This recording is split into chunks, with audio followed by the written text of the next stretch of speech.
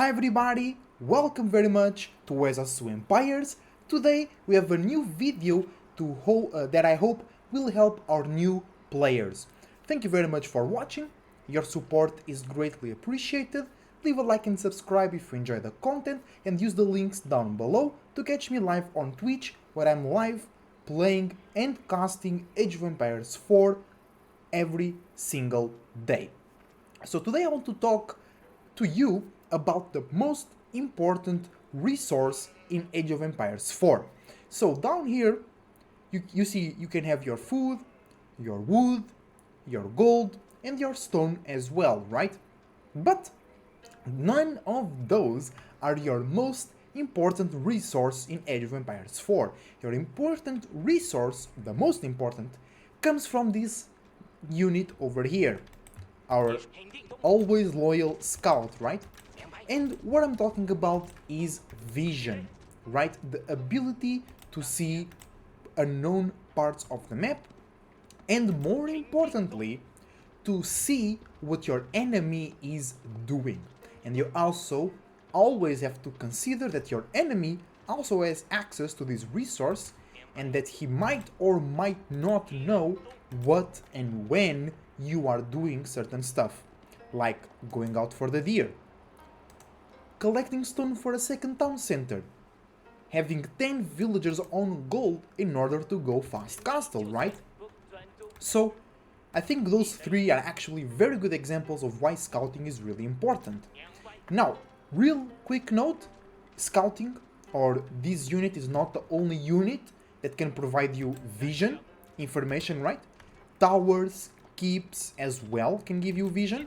Other units also give you vision, but it's very, very small in comparison with the scout, right? Especially, I'm here in this little exercise, I'm playing as the Chinese, and on the Tang dynasty, the first dynasty, your scout gains 30% more vision, line of sight, right? Which is really, really good. But like I said, towers, keeps, fishing boats, sometimes walls as well, can give you vision, right?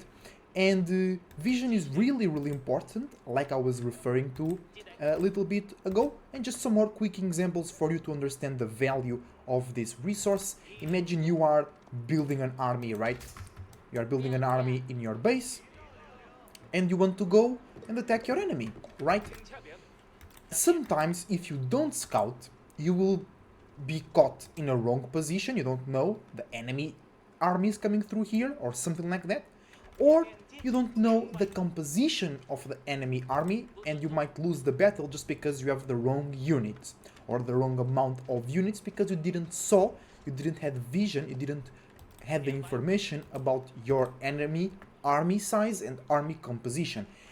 Going a little bit into this, a little bit deeper into this topic is the fact of siege, because siege can turn the game around, right? 2 mangonels, or if you have some nest of bees as a Chinese and the enemy as Springles, and you don't know about that, you might lose a battle that you could win if you knew that and then made some Springles yourself or some Fire Lancers to snipe that siege, right? So you can see the importance of scouting is really, really important. And I wanted to make this video because me growing up as a player, right, especially in the early stages, it's not like you don't, it's hard to scout, it's not hard to scout, it's not like you don't want to scout, but sometimes you just don't have it set in as a priority, right? Or you are battling, you are building your base, you are choosing when to go for or where the next resource to go, and you just actually just forget about scouting, right? But especially like in the early game is really easy, right? In the early game it's really easy to go for scout. You start with the scout, you're just hanging around with your scout, right? But as the game goes on, let's say Castle Age, and your scout was with your army and it died, right? So like even I suffer with that, which is sometimes I just don't remake my scout and I play the rest of the game completely blind, which is in all honesty a beginner mistake. Okay, you should always have 1 or 2 scouts up to have information on your enemy, on the enemy base, and on the enemy possible expansion, because sometimes you want to go for the deer, They might go for the berries if they're a Bastard or Deli. They might go for this big stone to build a keep. Or they might go for that big gold node. So one scout stays in the base of the enemy, watching the military infrastructure. You can also tell the enemy strategy by the number of villagers in each resource. For, like I said before, if he has 10 villagers on gold on the feudal age, most likely your enemy wants to fast castle. You know what I'm saying? And you can always know what your enemy is up to with scouting, right? Now, real quick, how to counter scout, because that's actually something you can do, right? Prevent your enemy from scouting, prevent your enemy from knowing what you are doing, or at least reduce the enemy's ability to do so. So the best method is to wall, right? Imagine I built a second TC over here, near the stone, near the berries, and I have some military buildings over there. I don't want my enemy to know that, right? I just wall here, wall there, and the scout will never see my second TC. Now, real quick as well, like I said before, you don't need to see the second town center, and this is very, very useful, especially at the pro level, not especially, but at the pro level it's very, very useful, which is scouting the enemy stone. Because you can click on the stone with your scout nearby. You can, like, I can't click on my enemy gold because my scout is not nearby, right? But if I'm close with my enemy stone, I can click it and see how much resources have been gathered. And knowing how much a town center costs in stone, which is 350, if you see your enemy took some 350 stone, you know most likely he'll go for a town center. But if your enemy only went for like 50 or 75, most likely they want to upgrade their tower with some emplacements, right?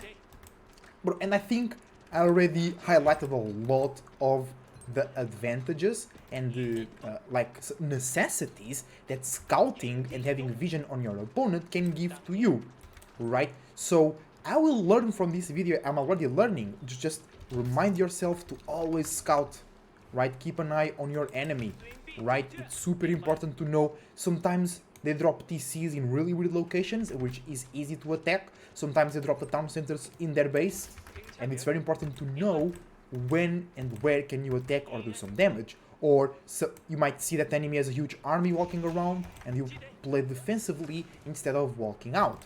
Alright, so always scout, guys. Keep always an eye on the enemy, and keep in mind that the enemy will have always an eye on you. I just forgot to mention quickly, another way that you can stop your enemy from scouting is to drop a tower or drop a keep that kills the scout. Most times when I'm playing against Rus, sometimes they have like the first TC, the Kremlin, and then the second TC, and my scout just can't pass, so I don't know what type of units and what type of military buildings my enemy have. Right, it's actually very useful. So guys, I hope you enjoyed the video. Leave a comment down below reflecting your experience. Let me know if it was useful or not. And until the next time, I hope to see you live on Twitch when I'm there as well, as a Cloud Surfer, surfing out.